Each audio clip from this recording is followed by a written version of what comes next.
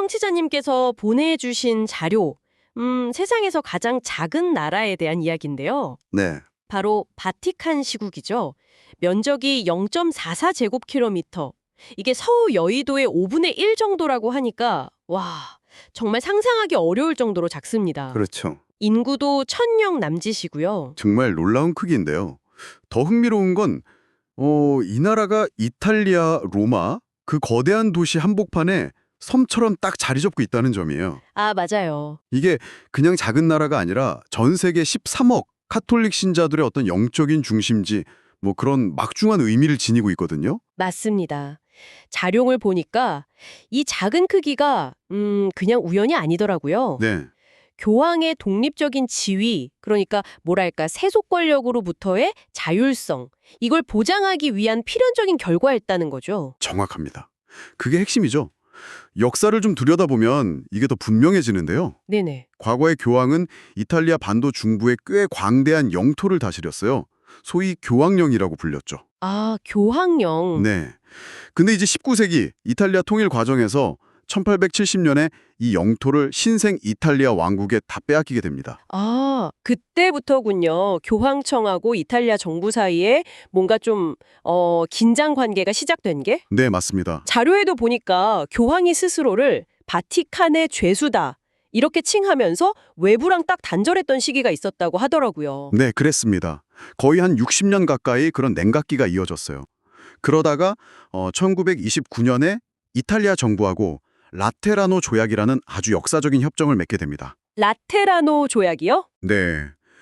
이 조약을 통해서 이제 이탈리아는 바티칸 시국의 완전한 주권을 인정해주고 또 교황청은 로마를 이탈리아 수도로 인정하고 그러면서 이제 오래된 갈등이 봉합된 거죠. 아하. 결국 지금의 이 작은 바티칸 시국은 종교적인 수장으로서 교황의 독립성을 보장하기 위한 정말 최소한의 영토적 기반인 셈이에요. 그렇군요. 뭐랄까, 수세기에 걸친 교회와 국가 간의 복잡한 관계가 딱 압축된 결과라고 할 수 있겠네요. 이야, 정말 흥미로운 역사네요. 그냥 작은 나라가 아니라 정치적이고 종교적인 어떤 타협, 역사의 산물이군요. 네, 그렇죠. 그런데 이 작은 공간 안에 담긴 가치는 와, 그 크기를 훨씬 뛰어넘는 것 같아요. 성베드로 대성전부터 시작해서. 그렇습니다. 물리적인 영토는 작지만 그 안에는 정말 인류의 귀중한 문화유산이 밀집되어 있죠.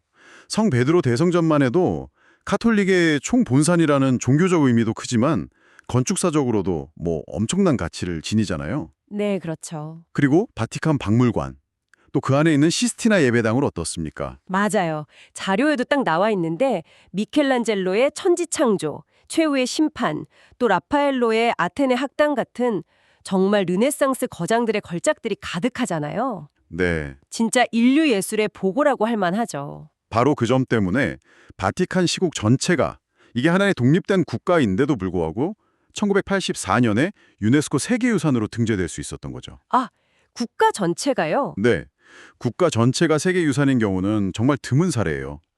이건 이제 바티칸 시국이 가진 종교적, 역사적, 또 예술적 가치가 인류 전체에게 얼마나 중요한지를 보여주는 증거라고 할 수 있습니다. 와, 면적은 작지만 그 정신적, 문화적 영향력은 정말 전 세계적이죠. 오늘 청취자님 덕분에 세상에서 가장 작은 나라, 이 바티칸 시국의 속살을 제대로 들여다본 것 같습니다. 야, 작은 고추가 맵다는 말이 딱 어울리는 곳이네요. 하하, 그렇죠. 단순한 도시국가가 아니라 정말 역사, 종교, 예술이 딱 응축된 보석 같은 곳이었어요. 네. 물리적인 크기하고 실제 영향력이 반드시 비례하는 건 아니라는 걸 아주 명확히 보여주는 사례죠. 네.